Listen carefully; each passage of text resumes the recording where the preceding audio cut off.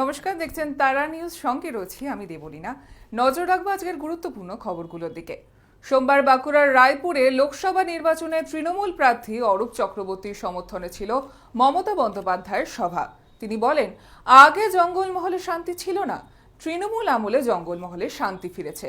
প্রধানমন্ত্রীকে আক্রমণ করে বলেন, গোটা দেশকে, গণতন্ত্রকে জেল বানিয়ে দিয়েছেন মোদী। মুখ্যমন্ত্রীর অভিযোগ, কেন্দ্রের নীতির ফলে দেশ জুড়ে আদিবাসীদের ওপর আক্রমণ চলছে।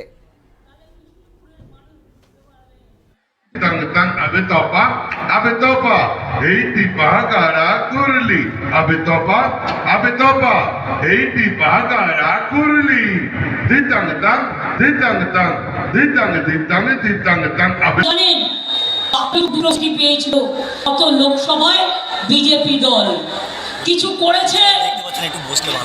আমি জিজ্ঞেস করছি, কিছু করেছে? বাঁকুড়ার এমপি কিছু করেছে?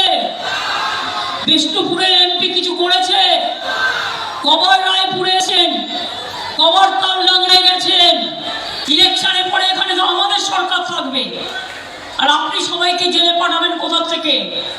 আপনি যে বলছেন সবাইকে জেলে পাঠাবো জুন মাসের পর, তো আমিও তো বলতে পারি সরকার তো আমাদের এখানেই থাকবে, তাহলে আপনাদের সবাইকেও আমরা জেলে পাঠাবো। কিন্তু আমি কি কথা কখনো বলেছি?